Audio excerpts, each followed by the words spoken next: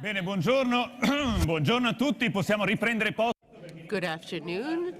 Can we resume? After having spoken a lot about politics and diplomacy, we now come back to economics and the economy. We talk about towards Mediterranean prosperity and growth for the Mediterranean countries, sustainable growth. As you've heard, there's a lot of food for concern. National borders are being crossed by so many worries, but there's a contrary force, which is the interconnections, the networks, the digital networks. So let's start this session about prosperity in the Mediterranean. Let's start off with the biggest infrastructure global project, which is the Belt and Road Initiative. And so this will reach the heart of the Mediterranean, and it's a great honor to have here amongst us the chairman of the Bank of China, Siqing CHEN.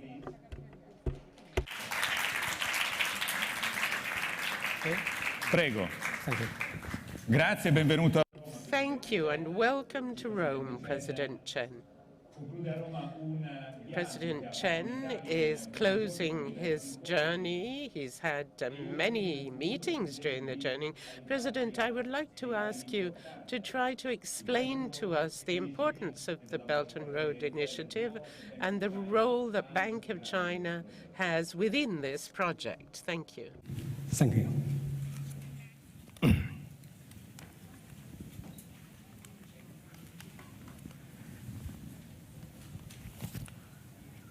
这个很高兴啊，参加这一次地中海的论坛。我今天呢，跟 Thank you very much. I'm pleased to be here with all of you this morning. Today, I would like to share with you three important aspects. First of all, how can we get into the understanding of this concept? What does it mean? We are all very interested in connectivity, but what does it mean? What could it involve or entail for the world? And I'd like to speak about those aspects for a moment. Then second, the Mediterranean area, all of these countries are in the Mediterranean area, and their geographical position, well, it's far, far away from China, thousands upon thousands of kilometers. So how does it work to the one-way road? Well, the construction of this road we have in mind. Well, what's the importance of the Mediterranean in this overall project? Another aspect, I am a banker, obviously, and I am a executive director of the Bank of China. At the same time, I am a head of Chinese companies. So I would like to speak a bit about how we could use this endeavor to our advantage, and how it can follow up how it can develop in the Mediterranean area to promote the construction of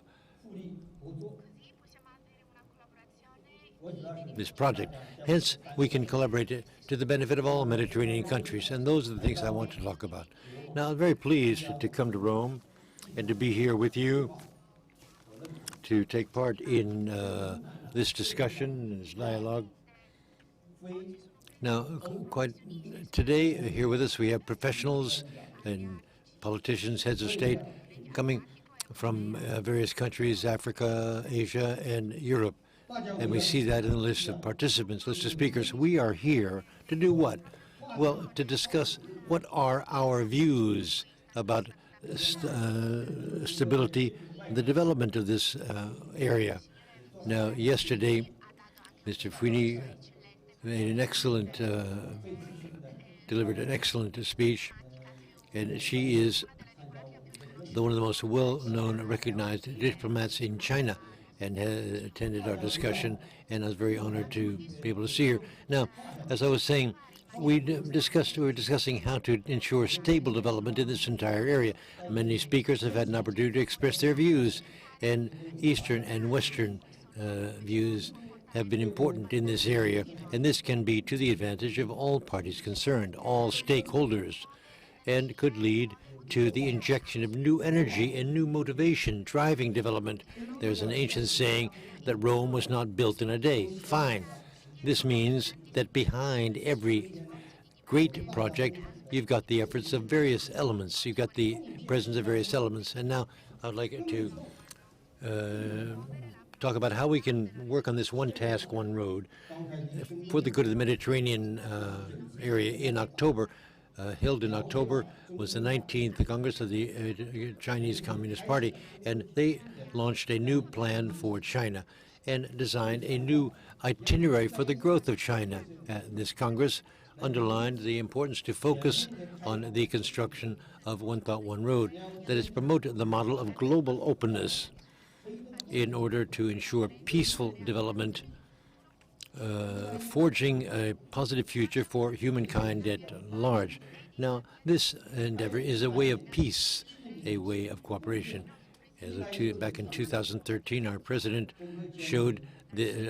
presented this initiative, and ever since then, China has focused on the need to construct all of this together, common contribution and shared benefits, shared goods, and this within the framework of political dialogue to ensure free trade and free circulation of persons and capital between regions. And the results achieved thus far have been pretty good. I would now like to share with you some of the figures. First of all, the overall business between China and the other countries, $3.5 billion, and more than $50 billion in investments. We've provided more than 180. We've created more than 100,000 jobs and made a major contribution in a very significant way to the development and growth of the countries along this road. This shows that the construction of One Thought, One Road has created a new platform for collaboration on an international level and has provided a new energy for common development and has put together the Eastern wisdom in order to stimulate global development. Now, the Mediterranean region, we can say, which links the three continents, Europe, Asia, and Africa. And during the construction of One Thought, One Road, there was a very important thing to consider. Ever since long ago, this way has been a very important way for cooperation between the East and the West. For example, 2,000 years ago, the Silk Road, Chinese silk, reached Europe through the old Silk Trail. Now, with the development of One Thought, One Road, the Mediterranean area will become increasingly important. And I think we can say that the Mediterranean region is a crucial point for the construction of this road. Why do I say this? Well, because the Mediterranean area, the Mediterranean basin, is a crossing point where the Silk Road by sea and by road meet. So, strategic point. In 2014, in China, we agreed on constructing an ocean expressway, a sea connection to connect these two continents. At the moment, trains from China to Europe have been an important means of transportation. Fine. Now, we all know very well that the ports, the Greek ports, and that China helped construct is going to become an important international logistic hub. We have to continue intensifying the construction of these ports throughout the Mediterranean, and all the more so the construction of major infrastructures, the railway between Belgrade and Budapest. And now, it's also important to work on the setting up of a system of logistics and transport, which is obviously essential. We all know that the Mediterranean region is an important hub for trade along this road we have in mind. The Mediterranean age is one of the most the Mediterranean basin is the destination of many Chinese tourists, and they bring home many things that have now become very popular. Olive oil, for example. One Thought, One Road would also be a sort of throughway for commercial concerns and for investments in China, and there are very products which constantly go from the Mediterranean to China. I think we can say that in 2013, the volume of trade between these two regions exceeded $150 billion. And in the future, both sides will certainly heighten the liberalization of trade and investments. And this will increase the economic and commercial economic trade and will give a further thrust to regional development. Now, this region also has a vast market for international collaboration and is a very, very rich source in its own right. Industry in this area are quite complementary, and there's a great degree of potential for development of cooperation between among the people involved in industrial concerns. China has launched a series of important projects with the Mediterranean countries and economic cooperation and trade commercialization, and this has developed quite positively for both parties. And modern metropolitan with finance, logistics, and R&D, research and development in one metropolitan area. There's been a point of cooperation between China and Egypt, for example, in this case. In the future, we have to develop the further advantages of the Mediterranean countries in order to foster the construction of industrial capital along the One Road route and further push economic development and ensure peaceful coexistence among various peoples. I would just like to take a bit of time to illustrate what Bank of China is doing. Bank of China is the fourth largest bank in the world and is the most internationalized Chinese bank. It has always been a major active driver behind this project we have in mind. At the moment, we're also involved in the construction of the financial mechanism to support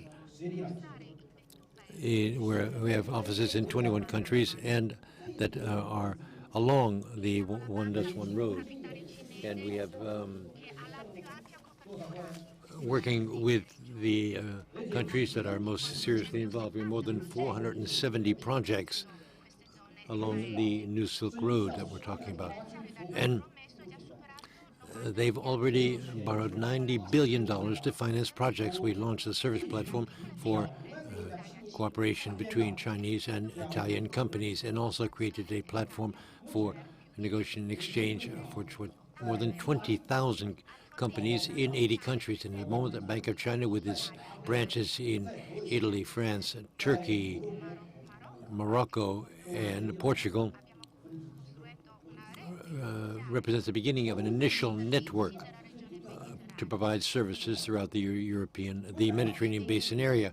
Quite naturally, in the future, the Bank of China will continue to develop its own ideas and will invest in those who are interested in participating in the work to construct this new Silk Road. There are 5 aspects we would like to deal with. Number 1, the assumption of social responsibility and accountability, policy dialogue. This is quite obviously a basic element for the insurance, the basic element for the success of this road. For example, made in China, in 2025, is the Industrial Plan 4.0 Industrial Plan, and this, we trust, will ensure cooperation and linkages among different parties concerned. The government is a leader in large-scale policy discussions. At the same time, society is involved in policy on in discussing these policies and has a fundamental role to play. Bank of China has many branches and agencies. We have 21 agencies or branches in Europe, for example.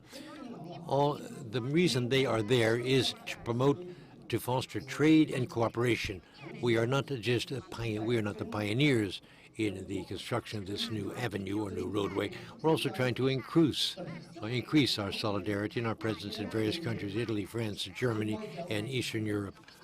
And we call these countries 16+1. We want to promote and foster synergy and contacts among the various ambits and in the areas of policy and trade, providing concrete support to the achievement of strategic linkages or connections. Second, we should also renew or revisit our financial instruments and promote, so the next 5 years, One Road will reach 10,000 $10,600 billion. And the construction infrastructure, which will be a characteristic that we're well familiar with. A high number of countries are involved, and it's going to last for a long time. And this is part of its basic feature. This calls upon financial institutions to work in an innovative way with new financial instruments in order to turn investments in order to turn over the long term investments in infrastructures into return on investment. We also want to have a visible development, but also sustainable, durable development. We wanted to thereby increase the trust and confidence of all those who are willing to invest.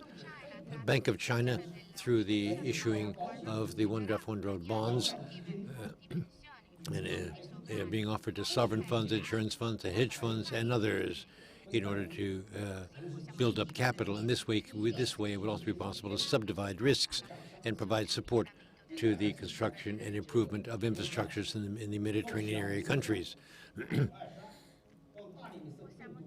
Well, I think we can say that there are many countries in this area, more than 20 countries in the Mediterranean basin area. Some may have somewhat obsolete infrastructures, and perhaps others need brand new infrastructures. So it's a question of a more structured development and construction, also in the approach to assuming these risks, but also guaranteeing to investors a return on their investment. Third point, we wanted to entrust a global network in order to underlie commercial trade. In the Bank of China, we have more than 50 offices in many, many countries. And we have constructed a network of a global service network, which makes it possible to provide companies with a complete range of international financial services, trust financing, credit guarantees, the ordinary instruments of international credit, providing extensive services. Now, Bank of China, with the full use of the correspondence platform, cross-border transnational platform for Chinese and non-Chinese companies. We want to provide assistance to ensure contacts between companies in China and in the Mediterranean region. Therefore, the concept of 16 plus 1 includes Hungary. That too is an important country for us.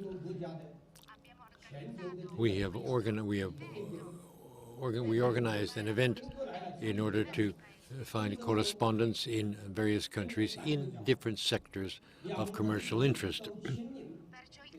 Therefore, the heads of state who attended that event, we received excellent results. We want to continue along that pathway, and this with a view to further investments in various sectors involved. Fourthly, we have to promote financial intermediation. Bank of China with the Bank of China will heighten its cooperation with sources of financing in the East, and the Bank of Investment of Asia will participate very actively in various sectors that have to do with this overall project. We will give support to environmental protection endeavors, optimizing the structure of investments made, and with the Mediterranean countries will also be able to issue bonds in order to provide even greater financial resources for the development of the Mediterranean basin, and this also through Bank of China. Now, this is a very important point, I must say. And they can also issue these bonds in China and provide support to the development of the Mediterranean region, and thereby obtaining ever-increasing resources for the region. We also want to intensify dialogue among persons and promote linkages between peoples and for the good of peoples. Bank of China, we have 600 some-odd branches and 30,000 employees around the world. In the future, we will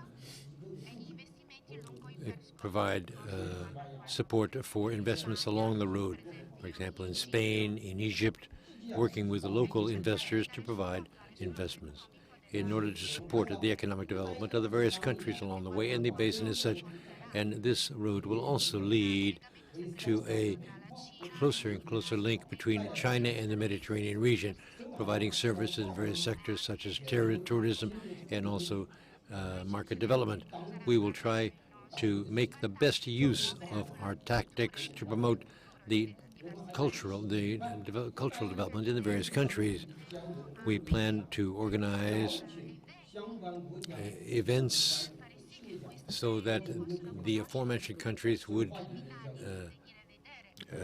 know us all the better and come and visit what we're doing where we live. Now, my friends, there's a Chinese proverb that says, the more wood you put on the fire, the higher the flames are. Fine, let's all get involved.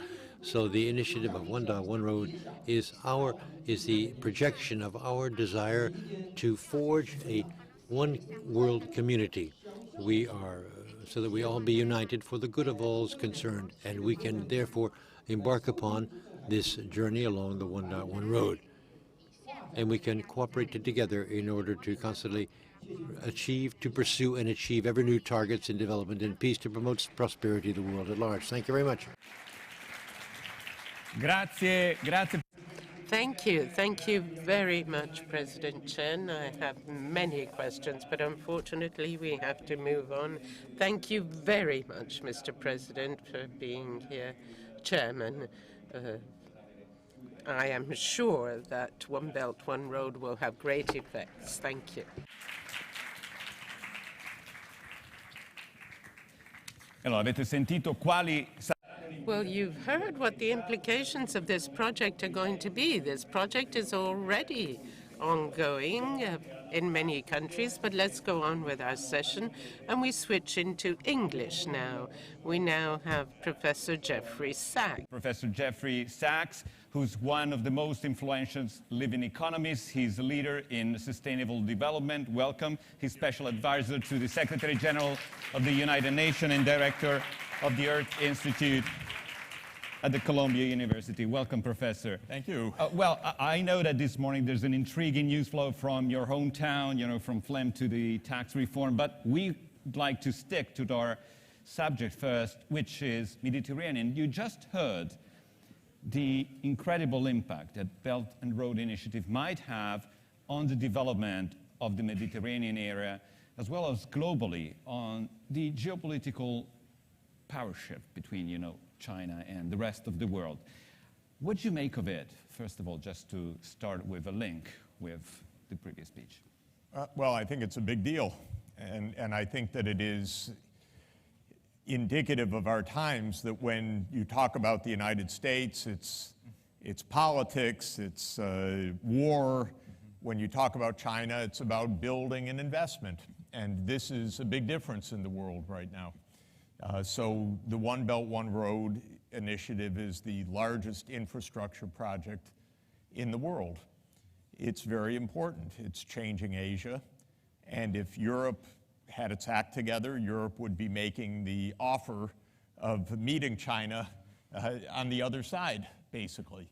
There would be a European investment program of infrastructure that would be matching the One Belt, One Road from the other side of Eurasia. And that's what the world needs, and that's what our attention should be focused on. Unfortunately, in my part of the world, in the US, we don't build anything right now. We want to cut taxes, we want to have the most short-sighted possible policies, pure populism for the rich, but without any long-term vision. And going back to the Mediterranean, how do you see the chances that now economic growth can help reducing poverty and inequality in the region? What's your idea of sustainable development for this area of the world? You know, the situation is not good, obviously. Not only has the economic crisis taken a big toll and it has lingered more, but we have not bridged, as this conference so usefully wants to do, we've not really bridged Southern Europe, North Africa, Eastern Mediterranean. It's been a crisis zone, not an investment zone. And nothing has really changed about that fundamentally in recent years. There are wars everywhere, and they've been wars of disaster. They've been US foreign policy-led wars, unfortunately. Europe has not had an independent foreign policy to try to create a zone of stability and peace. It's just absorbed refugees, but it hasn't had its own foreign policy. So I wouldn't say that the situation is good or even constructive right now, because what is the investment program for the Mediterranean region? What is the investment program for linking North Africa, Italy, Spain, Eastern Mediterranean with the Middle East? It doesn't exist right now. It's all viewed geopolitically, not economically. This is a big difference, again, of the One Belt, One Road. China's vision is build throughout Southeast Asia, Northeast Asia, and Central and Western Asia, in fact, with overland infrastructure.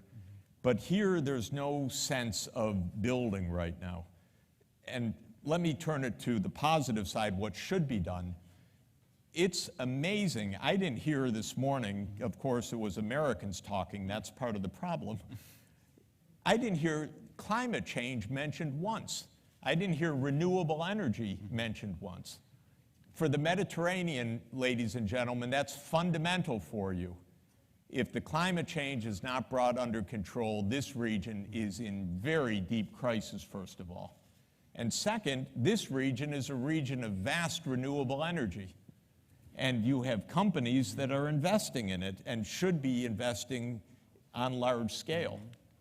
I was in Beijing yesterday, actually, talking to one of the leaders of global energy policy in China, a project called GuideCo, which is the global energy interconnections. And the vision is make an energy interconnection from the renewables of Europe, the Middle East, Central Asia, East Asia, into a massive grid that can decarbonize the energy system, create a lot of investment and employment.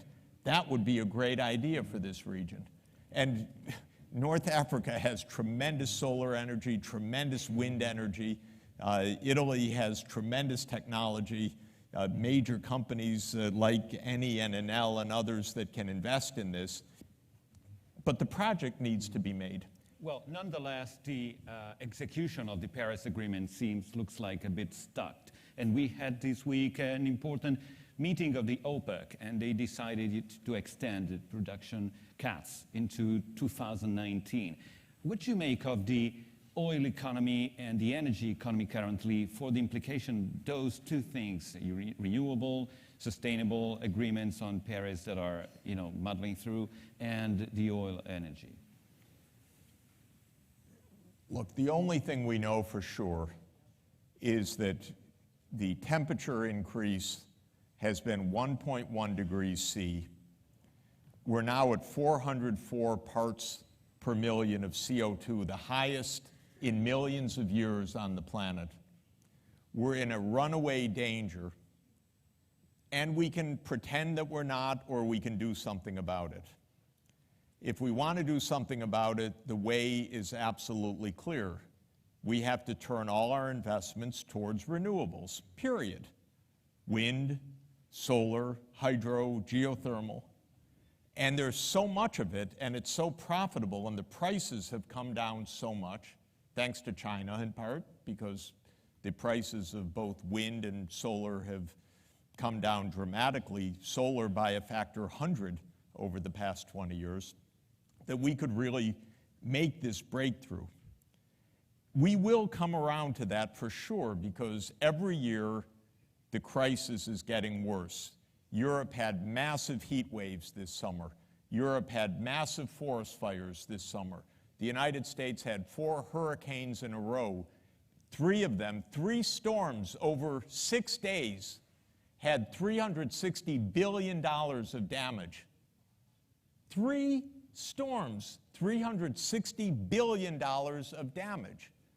We had the biggest forest fire in history in the Northwest, in California, in our history, I mean, of that region. So to talk about the oil industry like the first panel did is really irresponsible, I'm sorry to say. Because what are we talking about? It's as if nothing has changed. It's as if there's no Paris Agreement, no reality, no carbon budget, no climate crisis. But that's the mindset of Mr. Trump. That's the mindset of the American oil industry. But don't let it infect you, please. This region, by the way, is incredibly vulnerable. I want to emphasize this for everybody here. No matter where you are, if you're in Italy, North Africa, Eastern Mediterranean, I led an institute of hundreds of climate scientists for 15 years. They will tell you that every one of the ensemble models points to the same thing. This region will be devastated by runaway climate change. It will dry. A 5,000-year culture will not be able to continue. The vineyards, the olive culture, all the wonderful, gorgeous beauty of this region, one of the most special places in the world, is in the direct line of fire. I don't think Northern Europe, well, actually I shouldn't say that. Parts of Europe don't get it as much. Northern Europe gets it pretty well. They're really decarbonizing. This region has a great project to do together. Rather than having a war with Libya and having another war in Lebanon and having a stupid U.S. foreign policy, we should be investing in wind, solar, high voltage transmission, and make something of this area so that it can really contribute to the solutions. And I don't hear that urgency. This is like a game. Is Trump up? Is Trump down? I can't use a polite word. Yeah, right. He's an idiot. No, but seriously. Yes, I do agree. But I mean it. We're grown-ups here. We are grown-ups here. We have to get a grip on the reality of our situation right now. And by the way, we can't sit here and wonder, well, will there be a war with Iran? If there's a war with Iran, Europe will be devastated, the Middle East will be devastated. It's just about the stupidest idea on the planet other than blowing up the whole world with North Korea. So we have two incredibly stupid ideas on the planet, a psychologically unstable president, and we talk about if everything is okay. It's not okay, ladies and gentlemen. We need to get a grip, seriously. I understand. Your And message what is we very clear. and what we really need, if I may say so, is some foreign policy in Europe. Not just sitting, waiting, what is the United States going to do in its crazy tweet of the day?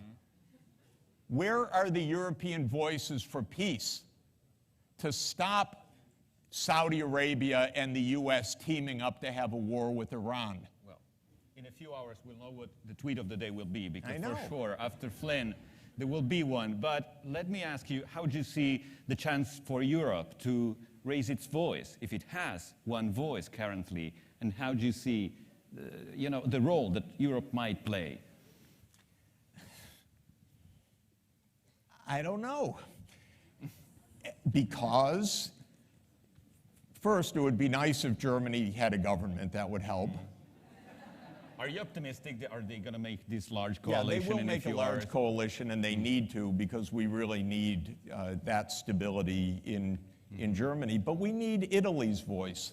You know, it's not just waiting on Brussels. That's why this conference is so useful. Brussels doesn't get the Mediterranean. You know, Europe is more Northern European looking. The Mediterranean is the area of crisis. And the huge mistake You know, I think somebody on the last panel said, well, the U.S. foreign policy has been pretty good. Are you kidding? Are you kidding, ladies and gentlemen? You have war in Afghanistan, in Iraq, in Syria, in Libya. The whole region is at war. We're talking about the possibility of new war with Iran because of my crazy president. The whole place is unstable. This is a disaster of foreign policy. And what is this with the Libyan war, for example? Okay, this was a war of Sarkozy, Cameron, and Obama to take out Gaddafi. You cannot do this and expect to have stability in the world of this kind of overthrowing regimes at will. What was the Syrian crisis? This was not a civil war, ladies and gentlemen, despite what you read in the New York Times every day, if you do read the New York Times. This was simply an attempt by Saudi Arabia and the United States to overthrow Assad, simply. Look at how it destabilized Europe.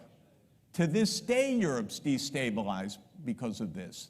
But nobody in Europe said stop. Nobody. That's the problem. We are going to drift towards more war until Europe says stop. And Europe cannot afford the war in its neighborhood. The whole neighborhood is a tinderbox. Europe's neighborhood is a tinderbox. And the way to get out of the danger is by positive joint investment and economic activity together. Make projects, make investments, make the One Belt, One Road Western connection so that you have the connection with China. This is constructive. People will work together on common projects rather than wondering what Trump is going to do. He doesn't know. Why should you worry about it? Well, Professor, we are close to leave it there, and I hope that Mr. Gentiloni will respond when we'll be here later to your call for action to Italy as well. But, you know, one of the main outcomes of the situation that you described is immigration. And we had a deep, and we are experiencing a deep, profound crisis on immigration in Europe. And, you know, we are not talking just about prosperity, but shared prosperity, inclusive growth. And this week we had a big meeting in Africa between, you know, the African countries and the European Union.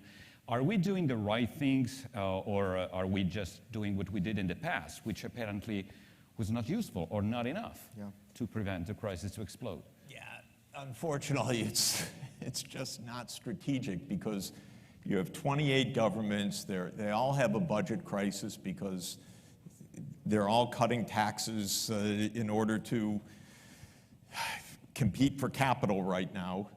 And so everybody says we can't do anything, we can't invest, we can't build real programs. So unfortunately, the situation is not getting better. And here are the two problems with the migration, which I would like people to keep distinct. Three issues, if I could very quickly. First is the wars. Of course, the main reason why Europe had a refugee crisis was American wars. It's important to understand this. These were wars of choice. The war in Afghanistan, the war in Iraq, the war in Syria, the war in Libya. This is where your crisis came from. These were 4 wars that were conceived with the idea that the United States can choose which government these countries have. All 4 have failed to produce stability because the world does not work the way that the CIA thinks it does, that you overthrow a government and then there's stability that follows. So that's why first we need a European foreign policy. That's problem number 1. Problem number 2 is the demography of this region is astounding, and I don't know if people appreciate it enough. Back in 1950, Southern Europe had 120 million people. Northern Africa had about 100 million people. And West Asia, you know, the Middle East region, had about 50 million people. 250 million together, of which Southern Europe was 40%.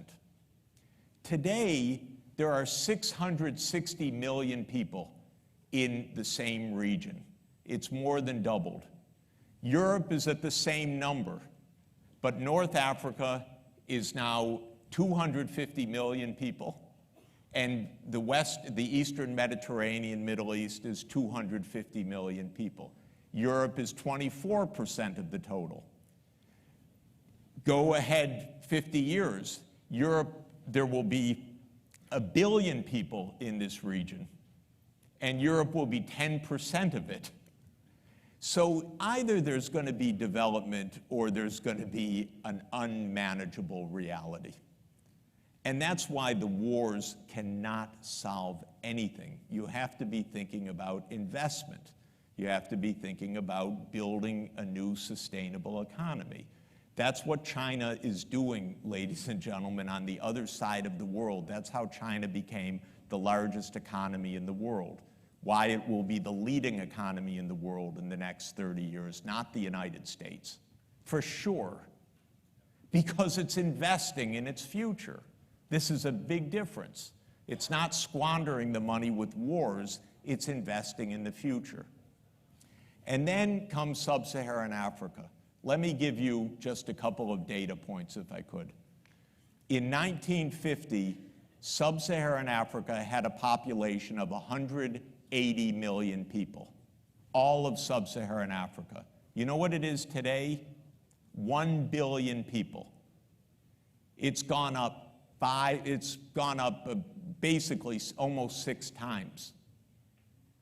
And you know, I just looked, the UN gave its 2017 projection a couple of days ago. You know what the projection is for sub-Saharan Africa for 2100 under the current trajectory?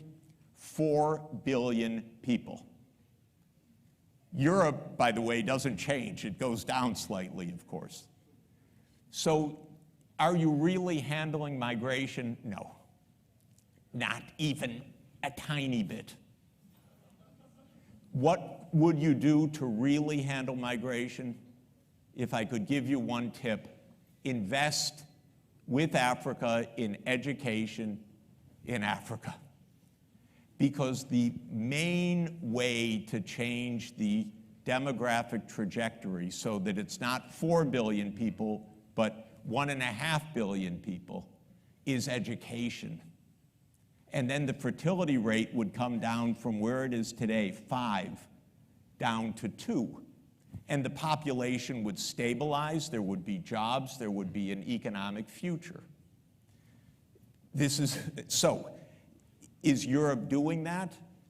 I've spent 3 years in Brussels, Berlin, Paris, Stockholm, running around saying, please invest in African secondary education, not only because that's moral and it's the right thing to do and you've promised, but also because this is the only way to address a long-term challenge like a population growing on its way to 4 billion people right now. And you know what the answer is? It's very difficult, Professor Sachs. Our budget is very tight. We don't really have what to do, and so on.